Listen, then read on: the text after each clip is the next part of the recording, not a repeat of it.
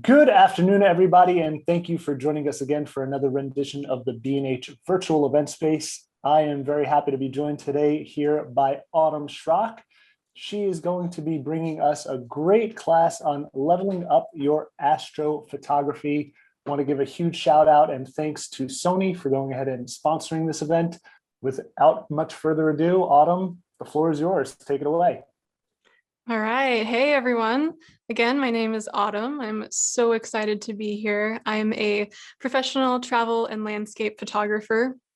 I'm a member of the Sony Alpha Imaging Collective, and I'm also a B&H creator. So I'm really excited to chat with you today about astrophotography, which is one of my absolute favorite forms of photography, obviously. Also, happy Moon Day. But if you're here, clearly you also love astrophotography, or you're looking to learn more about it. It's honestly one of the most challenging forms of photography. There's so much prepping and planning that goes into getting just one shot. So we have a lot to cover today. So let's go ahead and jump right in. First things first, let's talk about some of those preparations and all the planning that goes into, getting out, before you even leave at your door. So first thing, weather. If the sky is cloudy, you are not going to see any stars, obviously. But it goes without saying that weather is definitely something to take into consideration because it can be kind of tough to predict, especially if you're in the mountains. And, honestly, some cloudy weather can make for pretty interesting photos. For example, here I was kind of waiting and waiting. Another thing is, patience. But I got to this location, I was waiting and waiting. It was super cloudy. And then I was so discouraged thinking, nothing's going to happen. And lo and behold, these amazing sort of wispy clouds formed as the sort of heavier, thicker, dense clouds dissipated. And it created this sort of interesting dynamic and this depth of the photo. So I feel like there's a little bit of an asterisk next to the weather preparation, but it's definitely one of the most important factors when you're planning to take some astrophotography. And with that being said, I prefer to use an app called Windy for all of my photography weather planning. It is there's a website and there's also a phone app. It's free to use and it's pretty easy to use also. Hopefully you can see in this, my top bar here isn't blocking anything, but when you get to the landing page, you'll see sort of all these little particles floating around. And basically that's just it showcasing what the wind patterns are like. But we don't really need to look at the wind. What we're more concerned about is the clouds. So over here on the right side, we've got some filters that we can go through. And if we click on clouds, then we start to see, obviously, some more clouds. But I'm in Salt Lake City, Utah right now. So let's zoom in a little bit here. And as you can see, the light colored of the gray and the blue is sort of cloud and snow. It is not super great weather right now here in Salt Lake City for astrophotography. But the great thing about this app is that you can go into the future to see what the clouds are going to do, how they're going to move. And then also we've got these sub filters here. You might not have these show up immediately. You might have to go down to more layers and add some of the high clouds and the low clouds. But we can sort of filter through. So right now it says there aren't really any high clouds. Maybe they're more medium clouds or mostly low clouds. And so Windy is a super, super helpful app. And I found it to be really accurate. We relied on this app when we were filming our short film Light Side Up, when we sent a Sony a7S III up into the stratosphere to film the aurora. And that's the only app that we used the entire time to sort of plan where we should launch from based on the cloud cover. So I found it to be really accurate. It's free, it's easy to use. So yeah, highly recommend that. And also the next step we've got is talking about that patience again, sort of waiting around. And that's kind of what landscape photography is all about, kind of just being in the right place at the right time and allowing nature to kind of go its course. This is another example where I showed up trying to get some astrophotography, and it was just dumping. It was snowing and kind of this weird wintry mix of also rain. Got those really low, heavy like PNW clouds. And I waited around till sunset because I was like, dang it, I came all the way out here. I'm gonna see if something happens. And sunset came around, nothing. It was still awful. If anything, it got worse. So I hiked down, I got into my car and I started to drive away. I think it was about 15 minutes later, I looked up and I saw stars and I was like, are you kidding me? So I drove around and got back to the spot that I was at. I hiked back up, and about halfway up before I got to where I wanted to take my photos, I took a test shot just to see, and it had completely cleared up. It's kind of amazing how quickly and drastically weather can change in the mountains. So with that little asterisk, again, sort of being patient with the weather, and who knows, maybe you'll be able to wait around like I did and get the shot. Next up, light pollution. Light pollution from cities is getting worse and worse, but it really drowns out the stars, so you can't really see anything. So if you're wanting to shoot some astro, you're gonna need to get far away from a city. Honestly, even like 200 miles away, you can still see light pollution. It's pretty wild how far that light travels. So I use an app and a website also called just Dark Sight Finder. It's really, really convenient, where you can sort of see just based on color here. So the darker the color, the darker the site is going to be. So if you're going to a new location, you've never been there before, maybe you're not sure where the darkest skies are and the darkest sites, this is a really good starting point. Obviously, as you can see, the west half of the US is more ideal viewing for astrophotography. The right side, the East Coast, is pretty light polluted, but if you see these little pins here, those are actually sort of dark sites where it says, this is a dark enough site that you can see the stars. So if you're able to, maybe travel to one of these places, if you're ever on the East Coast, that's super helpful. But again, just another useful tool for helping you figure out, where you can go to find those dark skies. And the main event, where do you even find the Milky Way? This is definitely something you need to prep for before you go out if you're wanting to sort of align a cool shot up, maybe over a mountain or reflected in water or something. It's, most photographers will look for the core of the Milky Way because it's got a higher density of stars and these gas clouds that sort of make it appear brighter in the sky to us. More so like than the arms, you can still photograph those and you can still see them, but the core of the galaxy is definitely way more impactful and it's way more visible. It also depends, where you're located. So in the Northern Hemisphere where I am right now, I can see the core of the galaxy between about April and September. Those are sort of like the Milky Way season here in the Northern Hemisphere. And you want to look toward the southern skies. So it doesn't rise very high in the Northern Hemisphere, which is kind of a bummer, but you still get to see it. So that's awesome. But earlier in the season, actually right around now in May, you'll want to look toward the southeastern horizon. Later on in the season, closer to like August and September, you want to look southwestern. But if you're lucky enough to be in the Southern Hemisphere, you get to view it almost year round. It's basically from like February through October-ish, November. And in June and July, it's actually like overhead in the sky, which is incredible. So I'm a little bit envious, but experiencing both is definitely a must.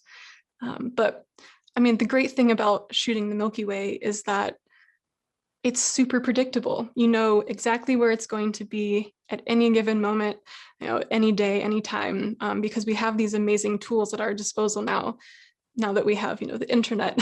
But,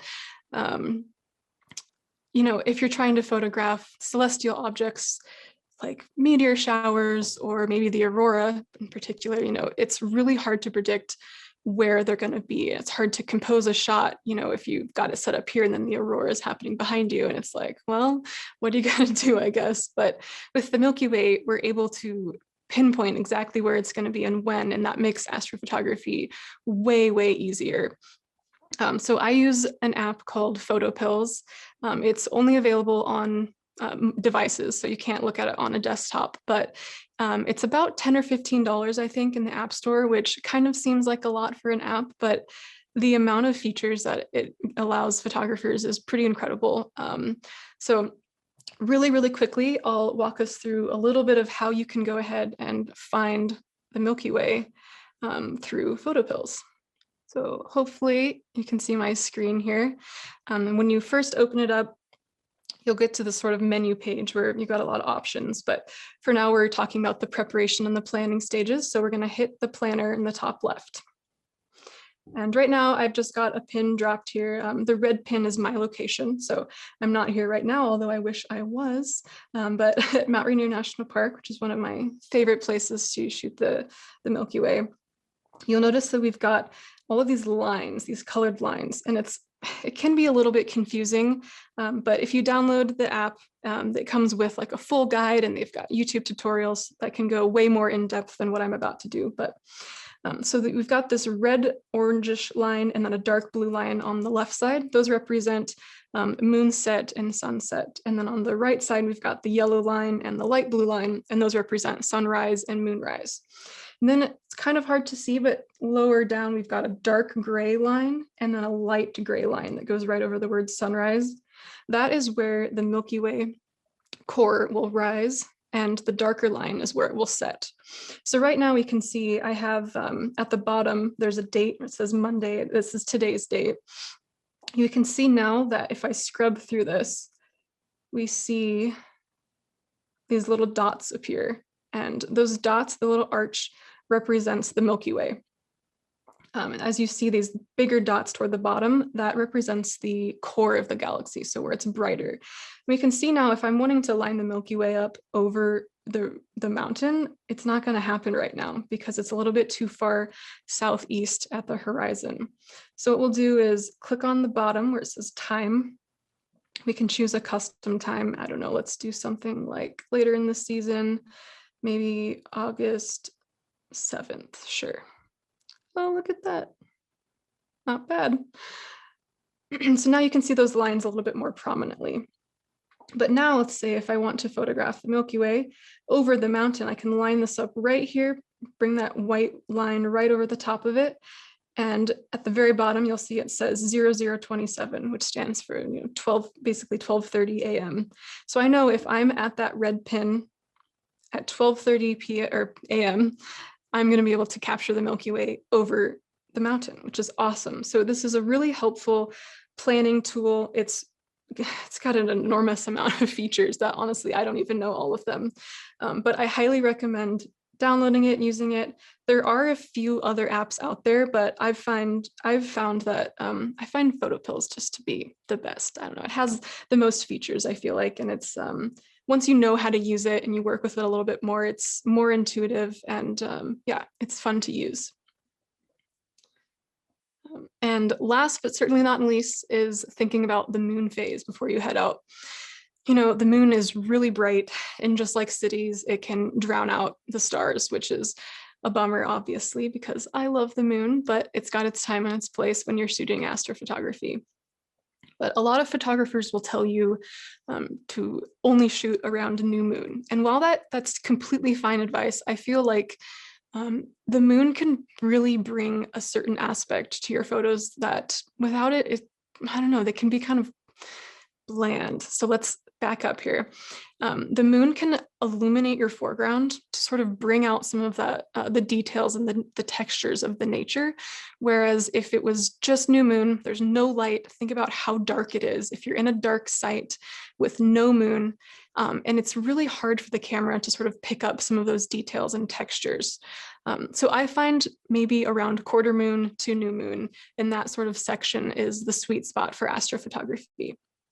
And if you get lucky, you can even find some interesting compositions, including the moon. So this was a complete accident. I wish I could take credit that I was planning for this, but I 100% was not. I was out, trying to get some astro, and the moon was about a quarter. And when I first got there, it was like directly over the mountain, and it looked awesome. And I was like, oh man, I hope this is going to go down soon enough. And sure enough, it started to go down right as the Milky Way started to rise. And it sort of brought this like night and day feel and frame right around the mountain. And it was like amazingly perfect. And of course, we had these little wispy clouds come in that kind of gave this really interesting moon rays. And I've still never seen anything like it, but definitely don't discount having a little bit of moon in your photos, or, even behind you to help illuminate your foreground. Definitely. And okay, hopping into some camera settings that you should set up before you head out, because it can be kind of difficult to set them up when you're, out in the middle of the night. So first things, shoot in RAW. You've probably heard this a million times, but honestly, shooting anything, not even astrophotography, shooting in RAW is a must, but it is especially important when you're shooting astrophotography or in any sort of dynamic light where you need as much information from the camera as possible. So if you shoot in JPEG, basically what it's doing is it's throwing out some information that it thinks that you won't need later. But if you shoot in RAW, it holds all of the information that's captured by the camera so that you're able to go in later and sort of pull out those shadows, or pull up those shadows, or drag down those highlights, where as with a JPEG, that information might have been discarded and then you can't have as much editing latitude. And especially at night when you're thinking about shooting with hardly any light, we need as much information as possible. Most cameras will have an uncompressed RAW setting or a compressed RAW setting. And, I have to say it's kind of up to your discretion. Uncompressed RAW will definitely give you better results, but at the cost of space, it's probably going to be about double the file size. So if you're a little bit short on storage, either, with your SD card or, your hard drives, which, 80 megabyte files or 100 megabyte files can take up a lot of space really quickly. It's okay to choose compressed RAW if you're a little bit short on storage. So obviously uncompressed will be better, but you can definitely get away with shooting in compressed RAW. Setting up a shutter delay. So at night, we'll be taking long exposures because, we need to gain as much light as possible. So we want to leave the shutter open for longer times. And that means that even the little tiniest press of a button of your camera can cause camera shake, which will make your photos a little bit blurry. So I usually just set the camera self timer to about 5 seconds. And that gives me enough time to press the shutter and let the camera sort of settle for a second before, or 5 seconds rather, before it actually starts to expose. Of course, if you have a remote shutter, you can use one of those as well. Usually when I'm out hiking or adventuring, I try to bring as little gear with me as possible, just because I'm a small woman and I don't love carrying a 40-pound pack. So anytime I can not bring a shutter, or a shutter remote, I usually don't. But there are times when I would need it, like if I need to shoot, like a 3-minute exposure or something that's a little bit longer. And next up is shooting in manual shooting mode.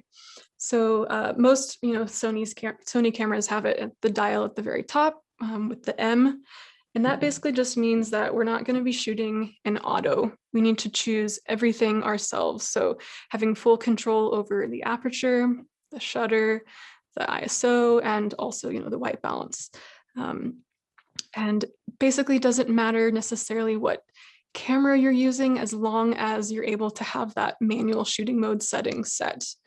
And then going on to the lenses, definitely wanting to shoot in manual focus. So a lot of lenses will have a little switch on the side where you can just switch it to manual focus, but some lenses don't. You'll have to change that setting in your camera's menu settings. But the cameras and the lenses aren't quite smart enough yet. I'm saying yet, I'm looking at you, Sony. If you can do it, anyone can. They're not quite smart enough yet to expose properly for shooting at night. You'll take the photo and it's kind of just black because it doesn't really know how to properly expose yet. But I think in the next few years that will change. So we have to sort of do that ourselves with the shooting in manual and then also manually focusing. And, I say the most challenging part of astrophotography, I think, is the manual focusing, because usually we're using wider lenses, which makes the stars little teeny tiny little pinpricks. And I don't know about you, but I don't have the best night vision. So it can be really challenging nailing that focus immediately. But the cool thing about Sony cameras is they have this thing called manual focus assist. And basically, anytime you change your focus ring, it's a setting you can turn on that it'll automatically focus or zoom in your viewfinder. So it zooms in for you, and then you can also have a setting where you can press the center button or another custom button if you choose, and it'll zoom in even further. And so you can get really close in on those stars to make sure that you're absolutely nailing that focus. And then within that, I also turn on focus peaking, which basically is just the camera's way of showing you visually through color what sections of the frame are in focus. Most cameras will let you choose like several different colors, but I've found that the red color really has a nice contrast against the stars and the foreground at night. And then long exposure noise reduction. This is a setting that I think is optional to turn on.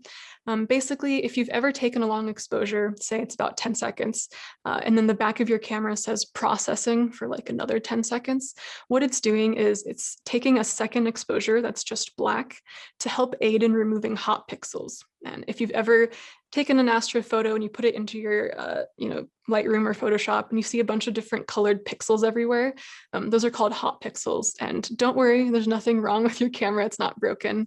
It's a pretty common thing that happens when we shoot with higher ISOs and for longer exposure times. But so basically the long exposure noise reduction, I would say is an optional thing. I turn it on sometimes if I don't feel like I'm gonna want to take care of that in post-process. But I typically leave it off only because I'll either be low on battery or I'll be wanting to take a time lapse, which maybe I won't have enough time in between each frame for it to do that processing for me. But so this is the one that I would say is kind of optional. And the next color space, this is 100% not optional. So there are so many beautiful colors in the Milky Way and at night that it's such a shame to think about not capturing all of those and kind of discarding them like JPEG. So what even is a color space? It's kind of confusing. There's color space and color profile, and what do they all mean? But a color space is basically just a specific set of colors that are able to be displayed. So with our cameras, we usually are working with either sRGB or Adobe RGB. Those are usually the two settings that we're given. And it's important to choose Adobe RGB. This is basically kind of like the RAW and JPEG scenario where Adobe RGB is more like the RAW and sRGB is more for like JPEG. So basically sRGB are colors that are able to be defined by the internet. So anything you see in a browser or like on Instagram, it's all the sRGB color space. And we want to make sure that we're shooting in Adobe RGB so that we can capture as many colors as possible, instead of sRGB where it kind of tosses out, those colors similar to like RAW and JPEG, but it's easier to see, I think, than to just describe it. So here I've got a little diagram where we can see the sRGB is the red triangle and Adobe RGB is the purple triangle. So you can see there's a pretty significant amount of color that the sRGB doesn't actually capture. So definitely set your camera to Adobe RGB instead of sRGB, because there is also it's not a two-way street. So if you shoot an sRGB and you want to convert it to Adobe RGB later, you're not going to gain any extra colors because it already tossed those out. So if you shoot an Adobe RGB, you can export it and convert it to sRGB, and it'll just toss those colors out that you don't need. So definitely important to make sure that your camera is set up to Adobe RGB. And all right, where are my gear heads at? Let's get into some gear. You don't have to have the best gear, but obviously having some solid gear will get you the best results. So starting with a tripod, you're gonna want to have a pretty sturdy tripod, just because the same thing, with the camera shake, if your camera is kind of wobbling around on an unstable tripod, you're probably gonna get blurry photos. So I personally love the Colorado Tripod Company tripods. This is the Centennial 2 series, and it's carbon fiber, super lightweight, but also incredibly sturdy. And it's got this new aspen ball head, which is absolutely revolutionary. I cannot wait for it's on pre-order right now. I can't wait for it to come out, but it's an amazing tripod, super sturdy. But obviously, you don't have to get the best thing. It's just needs to be stable. And then lenses. I currently am using the 14 millimeter Sigma lens, but I just bought that new Sony 14 millimeter f1.8 and I cannot wait to swap it out because this thing is so ridiculously heavy and big, and the new Sony is so tiny. So I'm really, really excited to getting that later this month. And then the lens that I use the most is the Sony 20 millimeter f1.8. This is definitely my astro pick. It's really compact and lightweight. And even though it's a G lens, I feel like I get G Master quality from it, which is amazing for the price point. So definitely recommend that Sony 20 millimeter. But you can also use, like the 16 to 35 f2.8, or, the 12 to 24 2.8 is also an amazing lens. But, you can also use something like the 55 1.8 or something that's a little tighter in, and it really makes for some interesting compositions. So definitely play around with the lenses that you already have and see what you can sort of make work in that regard. And camera bodies, I always say the best camera body for you to use is the one that you're most familiar with. But I have currently the Sony Alpha 1, which is ridiculously amazing, and also the Sony A7S III. These are my two night shooting cameras. And what I love about the Alpha 1 is it's basically like the A7R4 and the A7S III had a baby. So you get the resolution, but you also get the low light capabilities of the S3. So the Alpha 1 is incredible and definitely my top pick, I think, because while the S3 might be a tiny bit better at night, that 12 megapixels is a little bit tricky sometimes if you're wanting to like zoom in or crop into a composition. But all right, moving on to some shooting settings. So let's say you get to your location. Now what? You've got all your gear. You're like, I don't know what to do with it now. So the first thing I say to do when you first get to your location is find the brightest star in the sky. That will be the easiest star to focus on. Maybe it's a planet, something that's a little bit larger, just so it's easier for you to focus on. And definitely don't worry if you don't nail it on the first time, because I literally celebrate anytime I get it on the first time. I'm not super great at it, but yeah, so take one shot, scope it out, see if it's in focus. If it's not, adjust a little bit, take another shot until you nail that focus. And then do everything you can to not touch that focus ring, because if you accidentally touch it, you're going to have to refocus again. So get it set up on your tripod, take some test photos to get your composition set up, and then get into sort of the settings. So first, there's an infinite number of variables that can affect your settings, but a good place to start would be, so let's go with your shutter speed. This is probably my most changed variable when shooting at night. I like to play around with different speeds and, for different compositions and whatnot. But it's important to note the rule of 500 here. You'd think that since we want to let as much light into the camera as possible, we should just have a setting of, 1 second for the shutter speed, or 1 minute, sorry. But since we're on a spinning planet, you're going to get star trails. And star trails they can be an intentional form of, astrophotography, but a lot of what happens when they're unintentional is you get sort of this, where you've got some sort of streaks that aren't quite just pinpoint stars, and it sort of makes the photo look a little blurry. And so this rule of 500, basically it is a guide for determining what your maximum aperture or your maximum shutter speed can be without getting those star trails. And I've found that I think the rule of 500 is a little bit liberal these days. So I like to use something called the rule of 300 because with our high resolution cameras and sort of this new technology that's come out, we need to be a little bit more careful with the shutter speed. So without me just blabbering sort of an algorithm at you, I'll show you something. So for full frame cameras, it's a little bit easier. So you'll just take 300 and divide it by your focal length. So for this example here, I just used my 20 millimeters. So we'll take 300 divided by 20 and you'll get 15, which means that the maximum shutter speed that you can use to not get star trails is 15 seconds.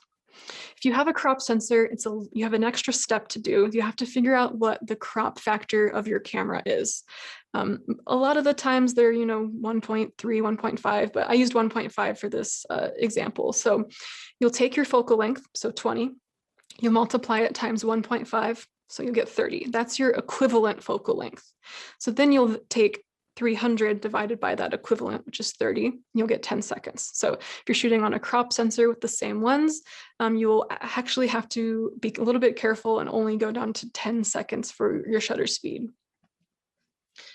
And next, we've got some aperture. It's generally a best practice to use the lowest aperture or the widest aperture that your lens is capable of. So, anywhere from, f1 to f2.8 is probably a good point. A lot of photographers will stop down a little bit so that they have a slightly sharper image. But if you're shooting at f2.8, you don't really have that liberty because you really need as much light as you can at f2.8. So if you're shooting at, say f1.4, you could stop down to, 1.8 or 2, but basically we want to choose the widest aperture possible. ISO, I think, is my second most changed variable. Usually an ISO around about 1600 to 3200 will be sufficient for lenses that are about like f1.8 to f2.8. Although, I've taken shots at 10,000 ISO and I've been pleased. And, for our documentary Light Side Up, when we sent the camera up to the stratosphere, we used an ISO of 102,000 and it was still usable. So, with these new cameras and this new technology, definitely ISO isn't something to fear anymore, but you still want to aim for a little bit lower in general. And then last but not least, honestly, white balance. This one is kind of an often overlooked setting because you can set it to auto and come away with okay shots. But more often than not, I feel like you'll get, maybe some moonlight or you'll have some city pollution light coming in and it'll kind of throw off your photo. Maybe it'll be like really dark blue or it'll be really orange and kind of gross. And while you can edit the white balance pretty easily in post, it's just a good practice to handle it in camera. So with the custom Kelvin, I usually use about 3,700 to 4,500 in the Kelvin range. Obviously, this will depend on the scene and what's happening and how I'm feeling that day. But usually I'm drawn toward cooler skies. So I usually lean toward that like 3,700 to about 4,500. And so now you've got all these settings and you kind of have the composition maybe you think you want, but something to take into consideration is really thinking about how you're composing your photo. Because, what makes a good astro photo? It's honestly not just the Milky Way in itself, and that's it. It's usually the different elements that we can bring in and different foreground elements that interact with the Milky Way to make it an interesting composition.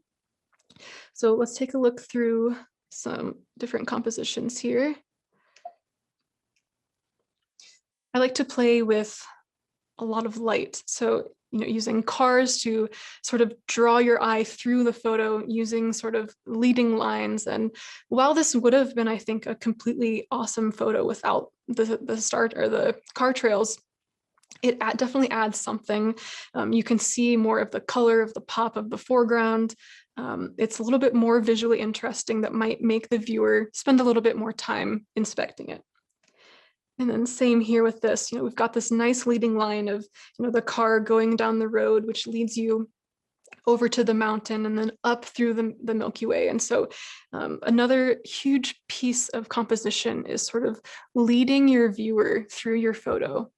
And this is a great example of either starting at the top through the Milky Way and kind of going down through the mountain and then out the photo through the lights, or the other way around. And again here, this was also taken with some cars driving in, and I was able to capture them sort of illuminating this giant monolith. And again, while it would have been completely fine without it, the light sort of adds some other dimension and makes it just a little bit more visually interesting.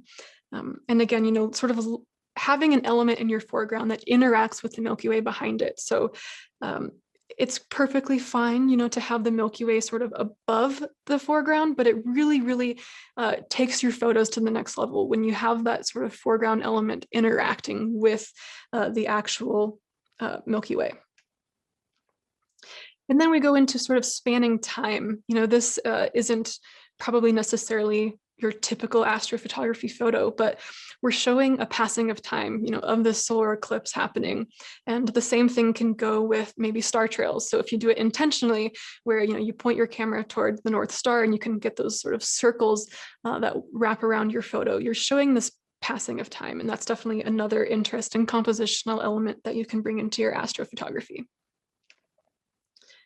And then here, using another leading line, we've got this road at the bottom that draws your eye up, and then the spire that draws your eye up toward the Milky Way.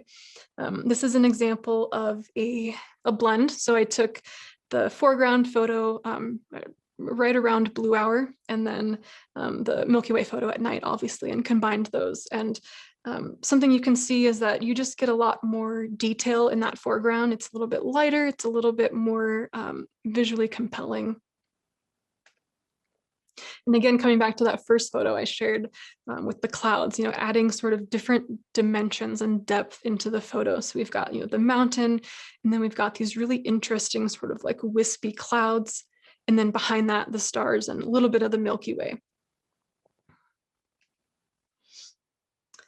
And this photo is, it's a little bit controversial because, you know, a lot of people forget that photography is an art form. This photo is not possible in real life. Where I'm standing, where I took this photo, I'm looking north. And if you remember, in the Northern Hemisphere, we see the Milky Way galaxy, the core in the south horizon. So I decided, you know, I really love this mountain. What would it look like if there was a Milky Way behind it, you know, the core behind it? And so I encourage you to have some freedom, you know, take some creative liberties and make something that maybe you wouldn't be able to see in your everyday life. And it can definitely spark some creativity in you. And if you don't like it, that's perfectly fine. You know, you tried it. Now you know. Playing with reflections is also another really interesting compositional piece where we definitely get that the leading lines where you've got the Milky Way in the top left, which draws your eye down toward the mountain, and then down the mountain again and out toward the bottom right. And then this photo where you can see that the left side of the foreground is a little bit illuminated. I was lucky enough to have some moon to the right side of me out of frame. And the cool thing about this with using the water and the milk together, or the moon together, is that you can actually see some of the rocks and the dirt and the stones in the bottom of the lake, which is not something that you would usually see, you know, in an astrophotography photo. So definitely coming back to that, don't shy away from having a little bit of moon in your astro photos because it can really elevate and bring something different to your shots. And the classic sort of cascade volcanoes feeling like they're erupting the Milky Way is definitely a really fun composition to play around with. Maybe it's coming out to the side or straight up and down. So those are just a few little sort of compositional things to think about when you're out shooting. And really, really quickly, I know we don't have a ton of time, but I'd love to walk through a little bit of the editing process of this photo here. So let's hop into Photoshop. I personally use Photoshop for most of my editing simply because I feel like I get a little bit more control, but you can definitely edit in Lightroom. There's plenty of like amazing features that you can use in Lightroom to edit your astro photos, but I feel like usually the way that I like to edit is a little bit more intensive, and so therefore I need a little bit more control. So for example, this photo is an exposure just for the stars, and then I took another exposure for the foreground so that I could blend them together. And so just straight out of camera, here is the star photo, and then this is the foreground that I already pre-cut out. But if you want to see the before of me cutting it out. So you can see that it's really, really bright in the stars, and we've actually got some star trails coming in because it's such a long exposure to get that foreground nice and bright. So when I like to edit, I think of my piece as the foreground elements and the sky elements. For some reason, it just helps me sort of make sense of how I want the photo to look. So I usually will cut out and separate sort of the sky versus the foreground. So first I started with the sky on this one. Kind of just depends. Usually I start with the foreground, but sometimes I like to start with the sky. There's no real rhyme or reason to that, but so we'll start here. You can notice there's some yellow in the sky, and that is actually Portland, which is 200 miles away from where I'm standing while I took this photo. But that is just sort of an example of how strong that light pollution can be. So first things first, I sort of desaturated that yellow to get rid of that sky pollution. And then I darkened it a little bit so that it sort of blended better.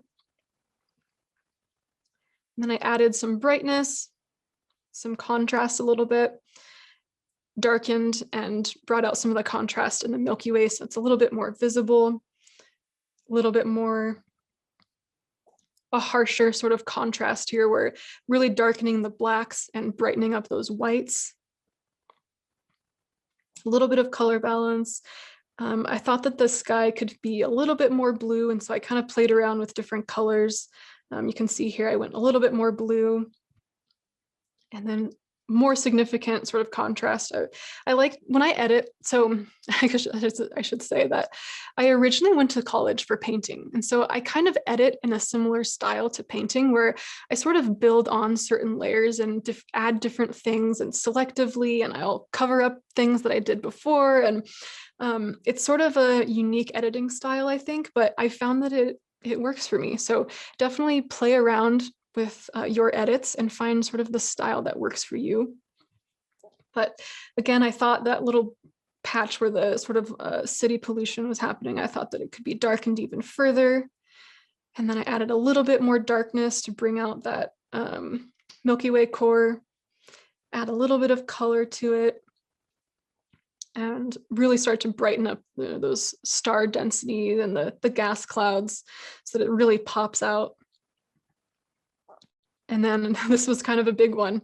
I realized that it still felt too light down toward the bottom. And so I decided to darken that a little bit more intensively. Added a little bit of color, a little bit more color.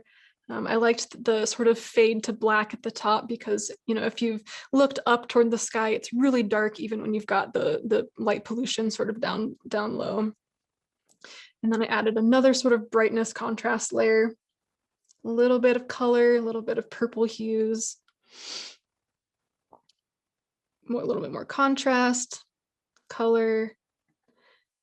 And there was a little dark patch of the Milky Way on the right side of Mount Rainier. So I decided to kind of just lighten that up. And so that's my sky. And now moving on to the foreground, again, you'll see there's sort of a light on Mount Rainier on the front of the mountain. That's city light coming from Seattle, which is 100 miles away. So we've got these two big cities that are seemingly really far away, still producing light pollution on our foreground. So I took that yellow out, and then I sort of added a little bit more contrast. And you can kind of see there are some little wispy clouds on near the top of the mountain. So I just darkened that up a bit. And then I thought, you know, if you see now, it's pretty yellow still in comparison to how blue and purple and cool I made the sky. So I made the foreground a little bit bluer, added some contrast to bring out those glaciers and Mount Rainier, a little bit of color, a little bit of brightness, and then toned down a little bit of the glaciers, a little bit more darkening and richening of those blacks, and then a little bit of brightness on the foreground. And the last thing in the foreground, if you zoom in here, we see we've got some plains, and then the cutout didn't quite get it as good as I would have liked. So I just did a quick little clone stamp on those layers there. So now we've got this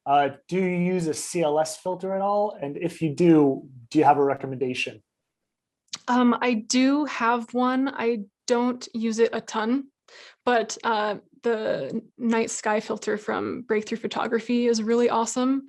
They also have an IR filter, which is really fun to play around with and kind of a segment. But yeah, there are some other filters. There's actually a filter I just found out about a few months ago where it helps you focus on stars, which is super cool. It's basically like a drop-in square filter that has some lines on it. And as you focus your camera, it'll like tell you basically when the stars are in focus, which is a super helpful tool as well, which is kind of another segue. But there are a few filters that I have, but I don't use them a ton, basically. It's not your go-to. Yeah. Awesome. Which, talking about that, you kind of alluded to this. Rob's joining us from live stream. He wanted to know, do you astro modify your cameras at all? I don't. No. Nope. Simple, easy. Yep. Nope, not at all. I do not. Yeah. Great. Judy, who's also joining us from live stream, had two questions. We'll start with her first. I guess this is more of a preference question, and you can give your opinion on it. Would you recommend using? She's got a Rokinon 12mm or a Sony 55-200. She's using a Sony A6400 for moon and star views. What would your recommendation be on that? Is there one that's better than the other? One that you would recommend over the other? Just based on those two lenses? Just based on those two lenses that she has right now. Yeah, that's I think I would probably use the 12mm. Obviously, it's so subjective though, and completely depends on what you're trying to photograph. If you're sort of up close to a foreground, that 12mm is going to be incredible. But if you're maybe wanting to photograph, like say the moon over a mountain from kind of far away, at blue hour or something, you might want to use that zoom lens. So I think you can find uses for both of those lenses. And yeah, I think it'll help you get more creative, sort of being limited to just those two lenses and trying to figure out like, oh, what can I make with these two? So right. Yeah. Awesome. Yeah, like I said, I think very, very subjective depending on what your goal is and what you're trying to highlight. So personal preference. Yeah. She also wanted to know, isn't it better to use noise reduction in, say, Topaz Noise AI than waiting for the in-camera noise reduction to do its thing? Yeah, I mean, I found the noise reduction in camera is kind of more for those hot pixels, but you can definitely use Topaz for that 100%. I didn't really touch on that at all, but yeah, you can use that. I use that from time to time, and it's a great tool also. Great. So I like that. You're helping me lead into these questions, which is great, making it real seamless, making my job easy here. Richard's joining us, and he wanted to know: do hot pixels change from frame to frame, or are they pretty constant? If it is constant, would you take a single dark frame to cancel them out, or just all the captures in post? That's a great question. I do find that they change frame to frame. I'm not 100% sure if that's like standard across all camera brands or all camera types. But I definitely have found that they change from frame to frame. And so that's where, if you're going to be choosing maybe several images that you want to take and edit, then that might be the time when you want to use that noise reduction filter. But, I don't know. I don't really find that it's like that big of a deal. That's usually why I leave it off. Like I don't mind kind of just going through and sort of spot healing a few of those out. There are definitely some like Photoshop actions that you can use that'll take those out automatically, or you can use something like Topaz. But yeah, I definitely find that just taking a photo, like a black photo, is not going to do the same thing. Great. Gerald wanted to know, for the lunar eclipse image that you took, was that a composite blend of a bunch of different images? Was it a time lapse? They were interested in knowing what the workflow on that was. Yeah, the solar eclipse photo, by the way, one of the coolest events I've ever seen. Like if you haven't seen a solar eclipse, a total solar eclipse, you have to see one. It's incredible. But yeah, that was I think I want to say something like 20 separate photos that I then sort of stacked together. I actually ran a video separately so that I could see the path of where it actually went, so that I knew where to like place the different little suns and moons as I went. But yeah, that was a stack. Awesome. Awesome. Um, this one's coming from Matt. How worried are you about SpaceX and the thousands of microsatellites being launched? What do you rely on for streaks? Clone tool healing? That's a great question. I'm definitely worried about that. I mean, we're kind of just at the beginning of it, and he's planning on launching, or I guess it's not just one person, it's not just Elon, but they're planning to launch a ridiculous amount of satellites that is definitely concerning to me, and to a lot of astrophotographers and astronomers out there. So for when I'm taking out like little ones, I usually just will use the clone stamp or the spot healing brush in Photoshop. But it is getting to a point, I think, where that's going to be really, really time consuming. And that's kind of where I think as astrophotographers need to come together and sort of try to find some sort of stand, I don't know, against it. I don't know if I want to get political here, but it's definitely affecting more than just humans. Like light pollution is getting worse, and that's not just from the ground, also from those satellites. And it's affecting animals. A lot of animals rely on the stars, and it's kind of a bummer that it's like pros and cons. I see the pros, but I also see there are so many cons. So yeah, I'm to put it shortly, I am worried about that. Yeah. As I can imagine, being somebody who's taking astro, pictures, that definitely will interfere and mess with what you're doing. Ron's joining us and wanted to know two parts here. Do you notice with Sony, do you experience any of the older Star Eater issues that they used to have? That's a funny question, actually, because I started out with Sony on the A7R2, and I never noticed any star eating issues. So it's really funny. I've never noticed anything like that before. I used to shoot a different camera brand, obviously, before Sony, and I didn't notice a change at all. So that's not something that I've ever had an effect with, but I definitely know that it was an issue and that people did have an issue with it, but it's not something that I noticed specifically with these newer cameras. Definitely not. With the newer tech. And then Ron also wanted to know, going back to the tripod that you mentioned, he's noticed that he's had a lot of issues shooting in the cold, places like Alaska. What's your experience been? Have you noticed any issues in terms of, anything locking up or anything like that, or has it been pretty seamless and great? Yeah, 100% seamless. I definitely recommend Colorado Tripod Company. They're innovating some really great gear. And yeah, I've been, to Alaska and to Norway and the Arctic Circle many times, and I've never had any issues with anything freezing up. The only issue is that it gets cold and it makes me cold. So that's kind of the only thing. But yeah, it's been flawless. Awesome. And then we'll end it off here with this two-parter here from Richard. Do you use luminosity masking, and do you ever shoot deep sky objects? First question, yes, I do use luminosity masks. That's the mask that I used for in the edit when I was doing the noise reduction. I used a luminosity mask. I didn't go into that because they're kind of complicated, but yes, those are really, really helpful and a great tool in Photoshop. And then second, I really, really, really want to get into some deep space stuff, but I haven't yet, but it is high on my list for sure. It's on the agenda. Yes. Excellent. Awesome. One thing we didn't touch on, which I'd love to give out there if you'd like, where can people find you? How can people find you, follow along with your work? Just get in touch with you if they want. Yeah, you can find me around the web pretty much on every single social media platform as Pops.